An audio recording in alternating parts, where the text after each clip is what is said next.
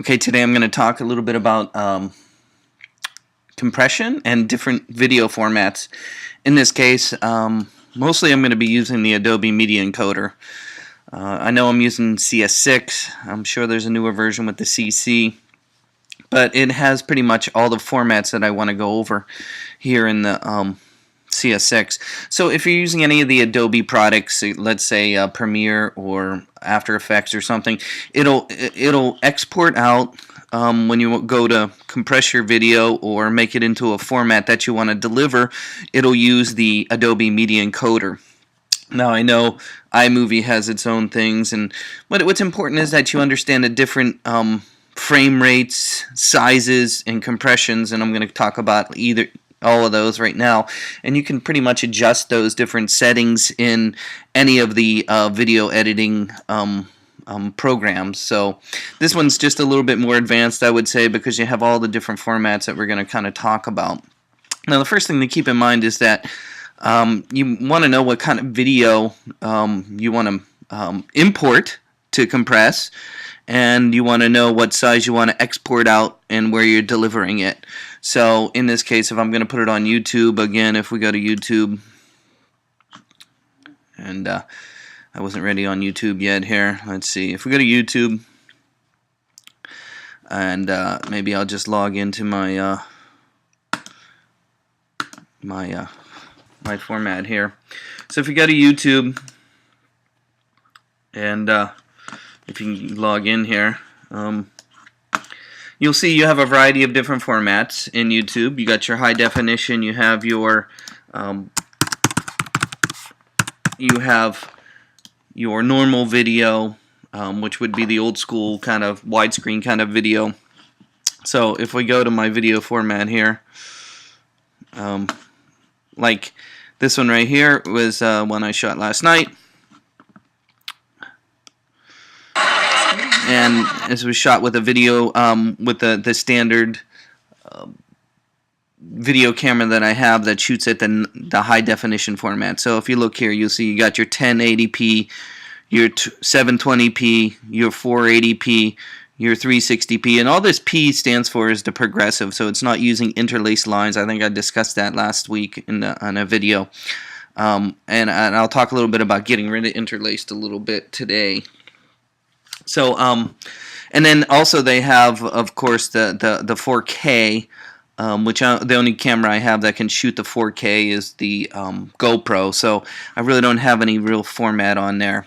So let's just talk about, why you would use the different formats. Of course, I tend to use the highest quality I can, but of course, YouTube only delivers what it wants to deliver. You have to kind of tell it you want the high definition, and then it'll deliver. And we'll talk a little bit about YouTube and controlling YouTube in a video in a little bit today. But for right now, that's the different formats. So knowing what video you have before you import it into the compression program is important. The reason why is so that you know what you're starting with. In this case, I have an old school video here. This is just a title.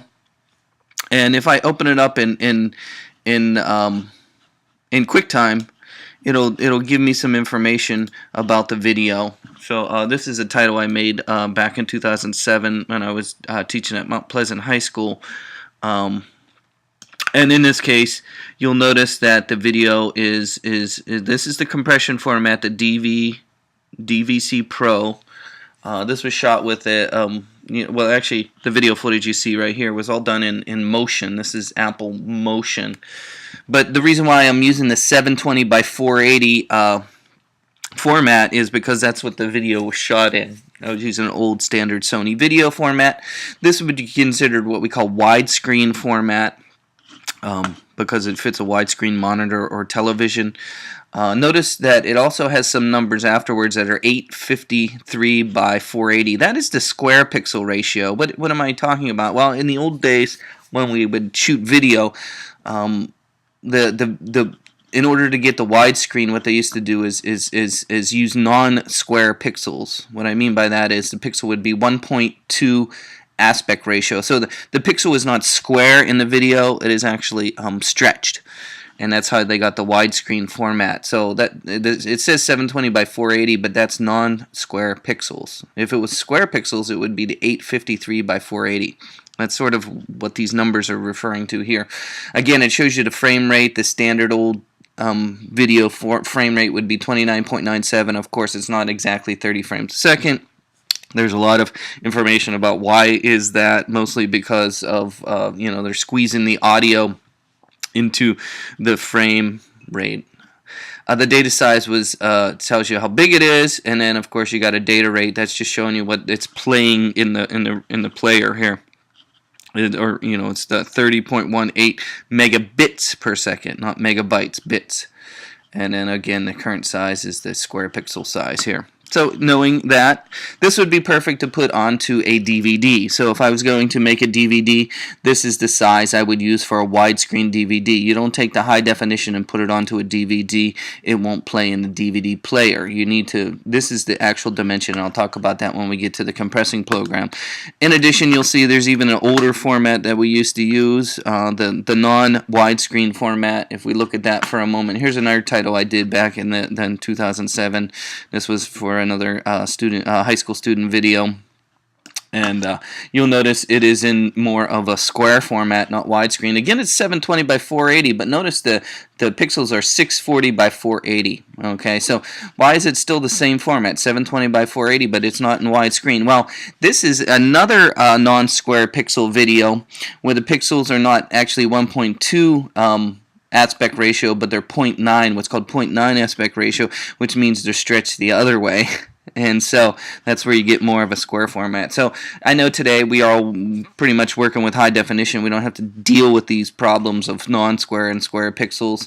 Most of our cameras today will shoot high definition with square pixels at 1920 by 1080. But just remember, if you run into this kind of format, this is what, and I'm going to talk a little bit about making a DVD in this class, so I wanted you to make sure you understood the sizes for a DVD. So let's just bring some video footage into the program. Again, I'm going to talk a little bit from Adobe Media Encoder CS6. So if I bring some video footage in, I'm going to bring in a high definition video. Again, one of the things you can look at is the actual video footage. So this is a program called Adobe Media Encoder, and I primarily use this to compress my video. So if I was going to put this video onto YouTube, I tend not to go directly from my camera to YouTube because the file sizes are too big. So the best thing to do, and what I usually do, is compress it into the YouTube format, and then I'll upload it, and you can see that you can choose it. So here's the video right here inside there. You can double click on it, and because I don't want to use this whole video here. No, I don't want to do that. I just want to double click on it. No, it's not going to let me double click on it. Okay, how about if I use a different one? Let me remove this one. Yes. There's one that had to recompress it. Let me try this one. No. So if I click here on the compression, it'll open it up in a window. That's what I want to do. So I know there's some presets over here, and you can pretty much in this program go over here and choose any of the presets that are in there. You have a whole variety of them, but you also get them when you open in a window. So I'm going to do some basic editing in, like I said, in the Adobe Media Encoder. So if I open it up in this window here, if I click on the compression, for some reason it's making me click there, it'll open in this kind of window here, and in this window you can go through and convert and change and do all kinds of things in this window. Right now, again, I have this footage from 2 years ago of some redwood forest here. And I only want to use, and again, you have a little scrubber down here in the program. So what I want to put, what I want to use is just the part where the flower is coming in and out of focus here. I like that flower right there. So you have some basic editing capabilities here in this by setting in and out points. So you'll notice there's like two little triangles in the bottom here. I'm going to drag this triangle back, and you have the same thing actually in iMovie. How to do some basic editing in iMovie. So I want to get this part where the flower comes in. and moves around a little bit and comes in and out of focus. So you can do some basic in and out points right there. Again, you have different options up here. You have a scale to fit, scale to fill, stretch. These are just ways of looking at it. It has some aspect ratio right there. In this case, up here at the very top is where you got all your different formats. Now, of course, the standard format for YouTube is the H.264, which is kind of a version of MPEG 4. So let's just go through this list. I think I went through some of it earlier, but let's just go through some of them. The AAC is an audio-only format. That is, of course, the Apple audio compression. That's the standard compression for iMovie and things like that. AIF is an uncompressed audio format. That's what we would use if we were using an audio CD. So it's kind of uncompressed. So if you record some music and you want to put it on an audio CD, usually I use the AIFF format, and I would use it in the 44 kilohertz 16-bit stereo. So this is 48. The reason why it has 48 here is because that's what the standard video cameras would shoot at, 48 kilohertz. That's what most video cameras, as far as audio settings, are set at. But if you were going to put this onto an audio CD, you would use the 44.1 kilohertz. So this is 44.1 kilohertz 16-bit stereo. That is the format to put onto an audio CD. DPX. This is, I think, a more of a I'm not really sure. It's kind of a format that I use inside of Premiere to export a frame and things like that. So I'm not sure what it's in there for, and you can see it right there. I don't use that one.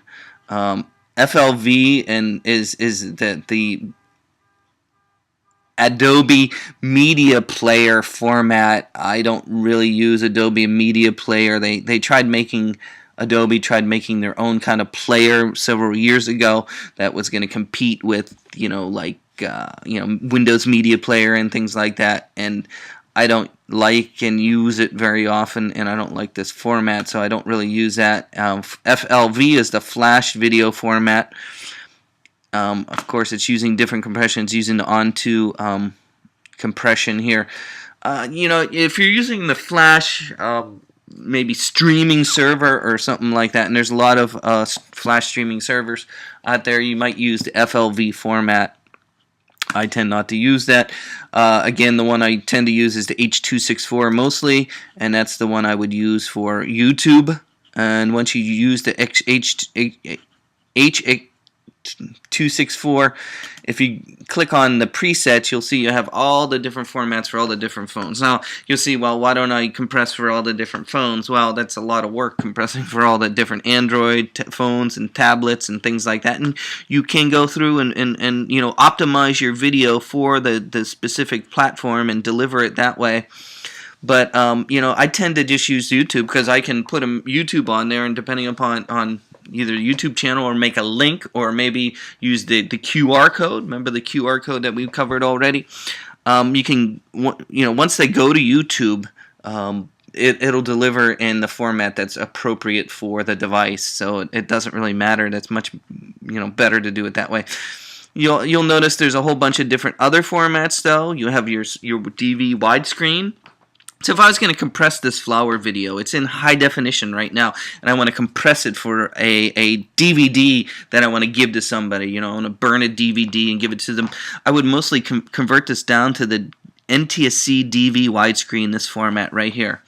And the reason why is because then you'll notice you get a little bit of black on the edge because this high definition is not exactly the exact size, but I think, you'll see I got the 720 by 480 widescreen format here, and you'll see that it some settings.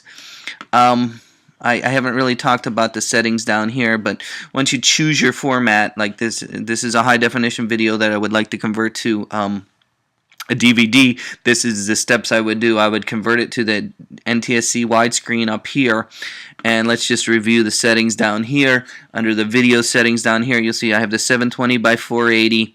I have the 29.97 standard video format. Again, it's using a field order, so this is lower field first. This is going to give me interlaced video. It's not progressive, it's interlaced, which is fine for the TV. You could convert it to progressive. That's fine. The only problem with doing the progressive onto a television is it might be a little jumpy if the TV is not optimized for a progressive scan.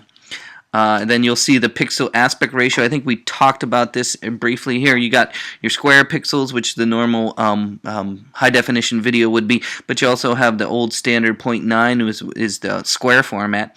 And then of course the widescreen, what we're talking about is a 16:9 is a 1.2 pixel aspect ratio. So even though the size is 720 by 480, the actual pixels that are going to be inside the video are going to be stretched.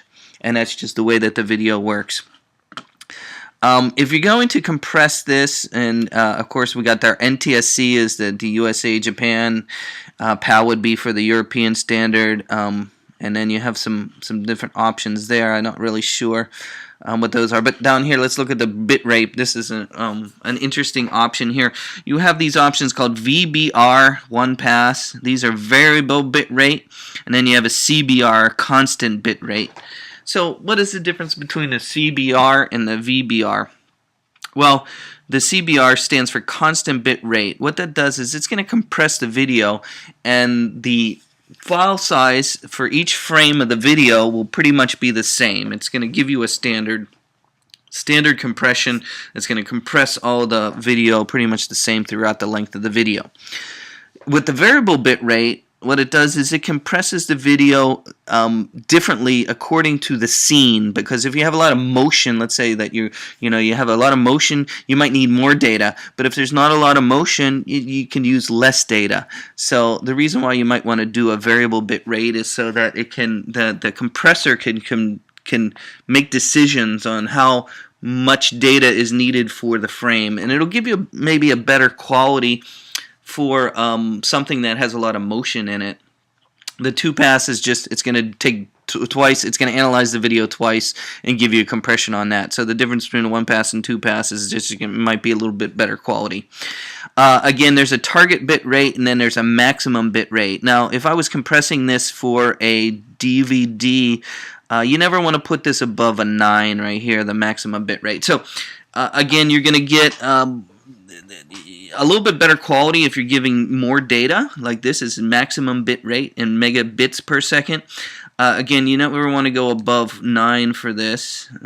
9, that's like the maximum for a DVD. Anything above that, and what is going to happen is it'll start getting the frame rate cannot keep up with the data from the DVD. The DVD has a set data rate to get the data off the DVD and onto the screen, and if you exceed that, it starts getting jumpy and stuff. So keep this less than 9 here, and I'll talk a little bit about making a DVD a little bit later. Then you have this keyframe option.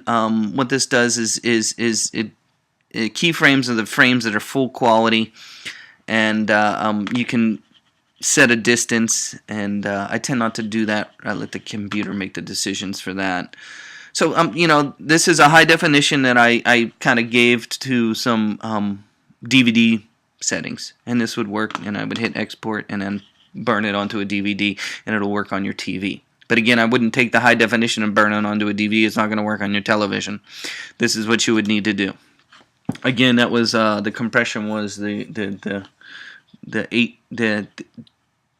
It's the NTSC DV widescreen. That's what I would do to put this onto a DVD. Again, you have the TiVo settings, you got your Vimeo settings, and you got your YouTube settings. Again, I tend to use the high definition. If I was going to put this on YouTube, I would use the YouTube HD 1080p 29.97. This is the format I would put it on YouTube, at least for this video clip here. And it kind of puts the settings down here. I tend not to adjust the settings. You might want to maybe make a little higher bit rate. YouTube might recompress it anyway, so it doesn't really matter. But this is getting it close to the YouTube format so that it'll give you the best quality. So that was H.264. Again, there's a legacy one. I guess it's an older version. I would say. Look at it gave you black on top and bottom. don't know. Doesn't look very good. Then, of course, you have your Blu-ray. Okay, now this is what is a Blu-ray. Well, of course, a Blu-ray is the high-definition compression for a Blu-ray disc. Again, you would have to have a Blu-ray player and a Blu-ray burner to make a Blu-ray. And, of course, you can't play a Blu-ray in a Macintosh computer because they haven't built any drivers to play Blu-ray. Of course, Blu-ray was pioneered by Sony. So that's sort of the Blu-ray format here. You can see, look at the bit rate there. Very high quality. I used to have a Blu-ray DVD or Blu-ray burner, but it broke. So I don't have it, so I can't do it right this moment. JPEG is if you want to export each frame out as a JPEG. MP3 is an audio format. MPEG 2 is the compression for a DVD. You could actually compress into the MPEG 2 format and put it onto the DVD. Again, you would have to go and use the standard, I don't know, they have MPEG 2, here we go, 720p, yeah, I'm not really sure. Here, high quality DV, there we go. Oh, but now look at it, it's gonna give you black on top and bottom. It's gonna do some kind of formatting here. It's taking the 4:3 and then putting it into 2:9 and putting black on top and bottom. So it's basically scaling it down to fit. So that might be a different way, you know, if you're taking an old school video and putting it on an old monitor so you have black on top and bottom. I tend not to use the MPEG 2, MPEG 2 Blu-ray. There is an MPEG 2 DVD. And again, it's going to make it down to the 720 by 480 format. You can see it right there, what we just talked about. And there's like a quality slider in there. And they have some. So this might give you the best quality for a DVD, just choosing the MPEG 2 DVD format. And then MPEG 4 is an older version of the H.264.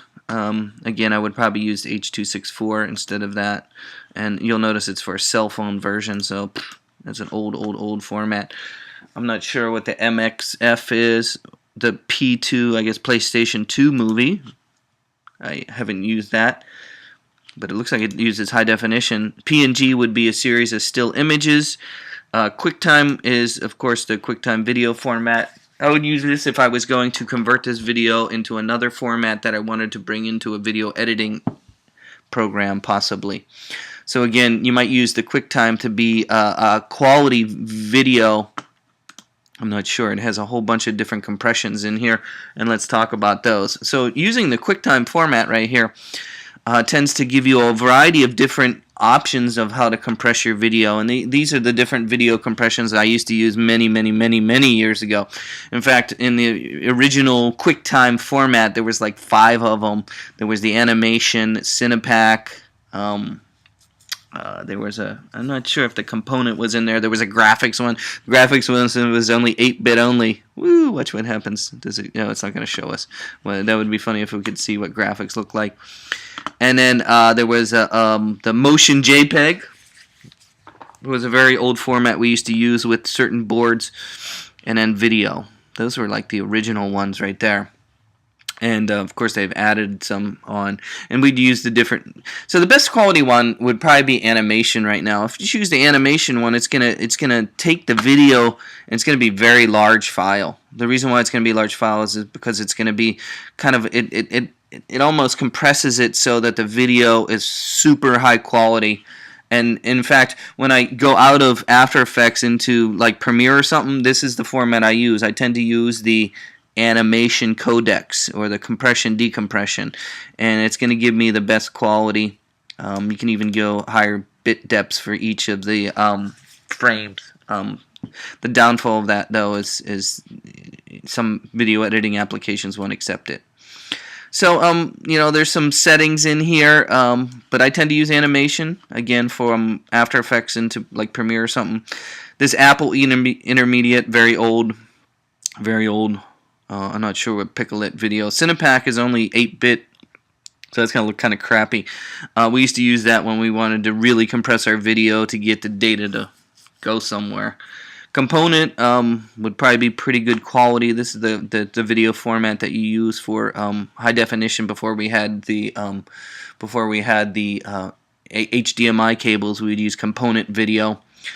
Some other ones, I'm not really sure why I would use the ProRes. This would probably be, this is the format it's currently in right now, the DV ProRes there. So that would probably give me the best quality. So if I wanted to export this out now and bring it into Premiere, because I only wanted the little part with the flower, I might choose the ProRes 1080i, because this is kind of the format that my camera shot in, this one. Again, you have your H.264. There's just some old cell phone formats. That's what the old H.263 were and things like that. And some of these other ones I tend not to use. Of course, you have an uncompressed 8-bit 422, which gives you a very good quality. You're still going to need a software program that's going to recognize that format. So I'm not really sure the advantages of that would be. So, those are, QuickTime might be a good format for converting from one to the other. Targa is a very old format we would use for a Targa board, and TIFF is like a series of still images. So, again, the one I primarily use now is, again, H.264, and then I choose the YouTube format. That's usually what I do, YouTube, that one. That's the one I usually use. And then I compress it and then upload it to YouTube.